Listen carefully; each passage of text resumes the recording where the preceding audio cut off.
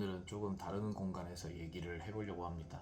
오늘 할 얘기는 모임 사업에 대해서 조금 얘기를 해보려고 하는데요. 최근에 이제 모임 플랫폼에 변동사항이 있어서 혹시라도 모임 사업을 새로 시작하시려는 분들에게 도움이 될 수 있을까 싶어서 이 영상을 찍게 됐습니다. 최근에 남의 집이 드디어 칼을 뽑아들었다 라는 생각이 들어요. 그동안 남의 집, 온토, 프립 등등의 그런 모임 플랫폼들이 수수료 장사를 비즈니스 모델로 삼아왔었거든요. 그런데 이제 사실상 모임 사업이라는 시장 자체가 좀 많이 무너져 내린 게 있었다라고 저는 생각을 해요. 남의 집도 그랬고 몬토도 그랬고 수수료를 20%씩 떼갔거든요. 수수료 20%를 떼간다는 게 생각보다 좀 과하다 라는 생각을 좀 많이 했어요. 그런 상황이었는데 남의 집이 이번에 새로 업데이트를 하면서 사실상 다른 플랫폼에 대한 전쟁 선포랑 비슷한 느낌이라고 저는 생각을 하거든요. 호스트 친화적인 정책이에요. 그러니까 호스트 친화적인 정책을 펼침으로써 호스트를 최대한 끌어오겠다라는 전략으로 보이고요.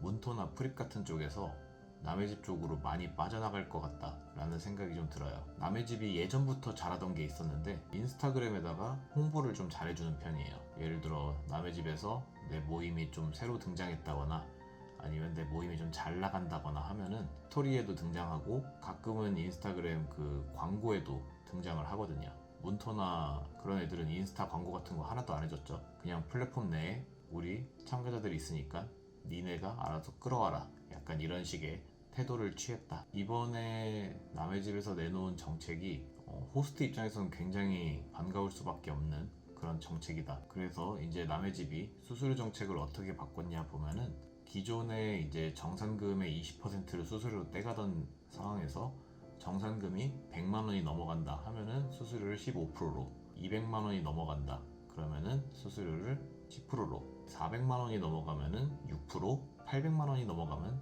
3%, 말 그대로 카드 수수료만 떼겠다 라는 방식으로 변경을 한 것 같더라고요. 여기서도 솔직히 얘기하면은 다단계 같은 느낌이 드는 건 어쩔 수 없어요.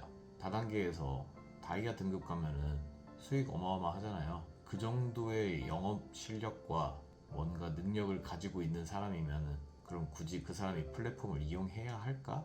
라는 생각이 들거든요.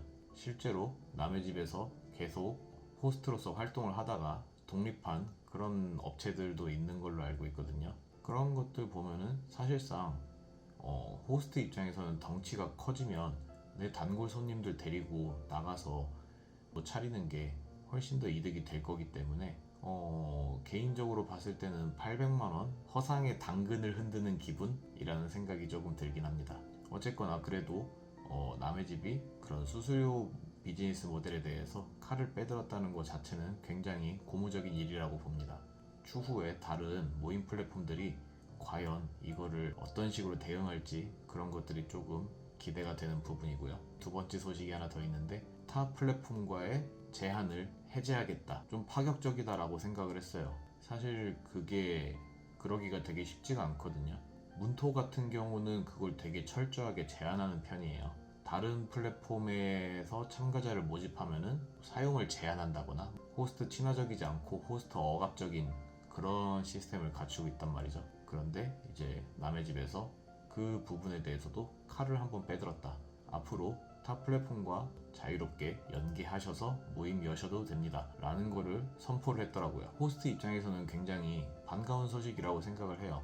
그리고 제가 봤을 때는 남의 집이 이 전략을 쓰는 것도 되게 좋은 거는, 그러면 호스트들은 다른 플랫폼에서 메인으로 활동을 하더라도 남의 집에다가 중복적으로 모임을 오픈해도 상관이 없다는 거죠. 인원을 모으기 위해서. 그렇게 된다는 거는 결론적으로 남의 집에서 호스트 확보를 굉장히 많이 할 수 있다는 거예요. 모임 플랫폼이라는 것 자체가 호스트가 많으면 많을수록 그들이 어떤 모임을 여는지에 따라 플랫폼의 마케팅 수단이 될 수 있기 때문에 남의 집에서만 열리는 이러한 독특한 모임이 있어요 라는 것 그 자체가 사람들에게 소구점이 될 수 있기 때문에 사실 플랫폼 입장에서는 물론 참가자들을 모으는 것도 중요하지만 호스트를 확보하는 게 굉장히 키포인트라고 생각하거든요. 그런 점을 고려했을 때 이번에 남의 집이 굉장히 호스트 확보에 유리한 그런 전략을 세웠다라는 생각이 듭니다. 다른 플랫폼의 현황도 한번 살펴봤어요. 문토 같은 경우는 솔직히 제가 이거 좀 세게 얘기할게요. 이 새끼들 아직 정신을 못 차린 것 같아요. 호스트 억압적인 정책을 오히려 추가했더라고요. 무슨 대나무 숲? 뭐 이런 거를 내놓으신 것 같던데, 그걸 통해서 참가자들이나 뭔가 호스트가 가이드를 위반하는 게 있으면은 신고해라, 게시판을 만들겠다, 이런 식의 기능을 추가했어요. 문토 입장에서도 그런 사람들 모으고 하는 거 좋기야 하겠지만 이렇게까지 호스트에게 비협조적으로 정책을 내놓을 필요가 있었나 하는 생각이 좀 듭니다. 추가적으로 더 나온 이야기는 특정 성별이나 특정 사람들을 위한 그런 페이백 정책을 하지 말아라 라는 페이백 금지 정책까지 새로이 추가를 했어요. 이 정책이 과연 플랫폼에 어떤 영향을 미칠지 잘 모르겠어요. 문토의 입장에서는 계속해서 뭔가 그런 남녀 모임, 소개팅 모임, 뭐 파티, 남녀 파티 이런 거에서 틀에 박힌 이미지를 벗어나고 싶어 하시는 것 같은데, 사실 문토에서 그런 모임 말고 잘 되는 모임 없어요. 그거를 왜 인정을 안 하려고 하시는 것 같은 느낌인데, 문토는 차라리 그걸 빨리 인정하고 그쪽을 강화하시든가, 아니면 다른 주제로 모임을 여는 사람이 있다면 그쪽으로 사람을 몰아주기 위해서 호스트 친화적인 정책을 펼쳐야 된다라고 저는 생각을 해요. 지금 이 상태로 모든 호스트를 상대로 계속 그런 식으로 정책을 편다라고 하면은 결국 문토는 그냥 소개팅하는 곳, 남녀 만나는 곳, 그 이상의 이미지 벗어나기 힘들 거다라고 생각이 듭니다. 페이백 시스템을 없애고 사람들에게 뭔가 특혜, 뭔가 선물을 더 준다거나 작은 혜택을 더 준다거나 그런 식으로 지금 정책을 바꾼 걸로 알고 있는데, 솔직히 얘기해서 나한테 술 한 잔 더 주는 거, 아니면은 뭔가 작은 선물 하나 더 주는 거, 그거랑 참가비 10,000원 깎아주는 거, 참가비 20,000원 깎아주는 거, 둘 중에 선택하라고 하면은 참가자 입장에서 뭐 선택할 것 같아요? 저는 무조건 후자일 거라고 생각하거든요. 앞으로 호스트들은 참가자를 모으는데 더 많은 애로사항을 겪을 거예요. 그동안 어떻게 보면은 남녀 소개팅 모임이나 남녀 파티 이런 것들 때문에 뭐 특정 성별이라고 했지만 솔직히 까고 얘기해서 여자들한테 혜택 준 거 맞잖아요. 여자분들이 모여야 남자분들이 모이는 거 맞으니까 여자분들이 그동안 혜택을 받아서 5만원짜리 모임을 3만원, 2만원에 이용하다가 너 제값 다 내고 이용해 라고 했을 때 그 여자분들이 과연 그거를 굳이 그대로 받아들일 수 있을까요? 아마 못 받아들일 거라 생각하거든요. 문토라는 플랫폼을 떠날 가능성이 저는 더 높다고 봅니다. 이제는 대체할 수 있는 플랫폼이 등장하고 있으니까요. 그래서 이런 식으로 정책이 계속 이어진다라고 하면은 남의 집이 내놓은 정책들은 사실상 제가 봤을 땐 문토를 저격하는 수준으로 겨냥했다라고 생각이 듭니다. 참가자에게 스태프의 일을 시키지 마라, 이런 것들이 있던데, 스태프 일을 시키고서 뭐 가격 혜택을 준다거나 그런 거 하지 말라 라고 얘기하는데, 그러면서 문토에서 사람 모집 안 되면 뭐 사람 한 명을 어떻게든 뭐 친구를 끌어와서라도 뭐 사람을 한 명이라도 채워두면은 모임 뭐 모집 확률이 올라간다라는 가이드 주고 있잖아요. 말 자체가 모순되지 않아요? 친구를 데려오거나 아니면은 나의 팔로워나 팔로잉 하는 그 사람들 중에 한 명을 말 그대로 뿌락치를 심으라는 건데, 심지어 모집 가이드가 그렇게 알려주고 있는데, 그런데 참가자에게 그런 식으로 혜택을 주지 마라? 이거 솔직히 저는 무슨 생각으로 내놓은 정책인지 잘 이해가 안 가요. 결국에는 그런 문토에서는 순수하게 내 실력만으로 지금 사람 모아야 된다는 건데, 실력만으로 사람 모았을 때 사람 얼마나 모을 수 있을 것 같아요? 호스트들이 정말 출중한 무언가를 갖추고 있지 않는 이상 아마 모으는 거 정말 쉽지 않을 거란 말이에요. 앞으로 문토에 있는 호스트들은 더더욱 사람 모집이 어려워질 거고, 그렇게 되면 호스트들은 떠날 수밖에 없을 거예요. 이제는 문토보다 더 좋은 혜택을 주는 다른 플랫폼으로 옮겨갈 확률이 저는 더 높다고 봅니다.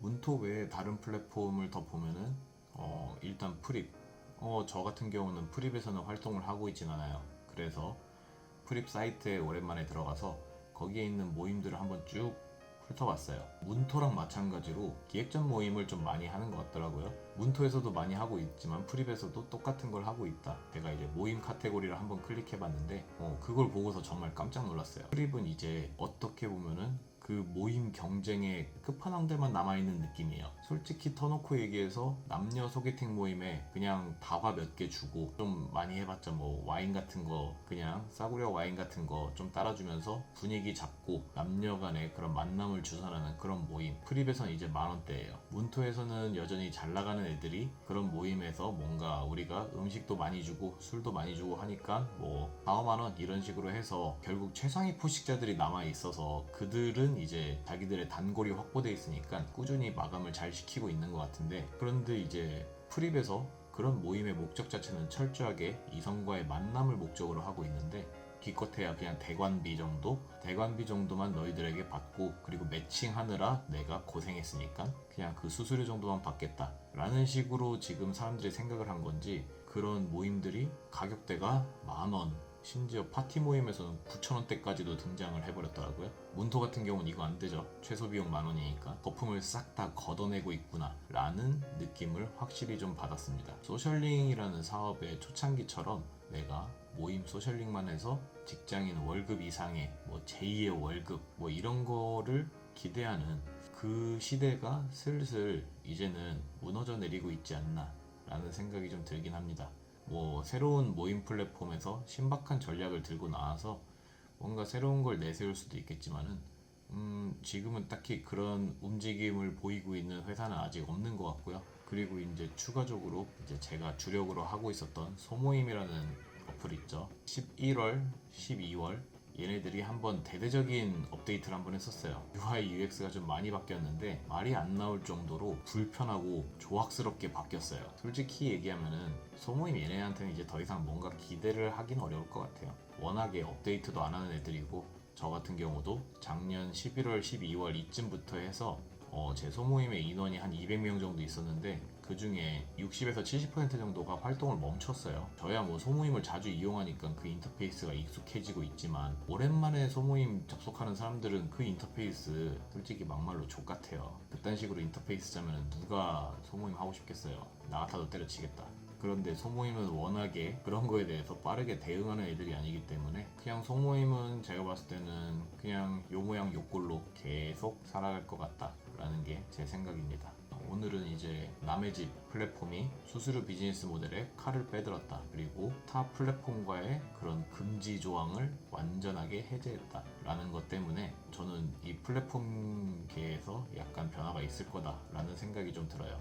그래서 다른 플랫폼들이 이제 어떤 식으로 반응하게 될지 그 부분이 조금은 기대되고 있습니다. 오늘 같은 경우는 이제 칠판 없이 한번 얘기를 해봤어요. 뭐 칠판에 쓸 내용까지 있는 건 아닌 것 같아서 다음 영상에서는 또 다른 주제를 들고 한번 찾아뵙도록 하겠습니다. 감사합니다.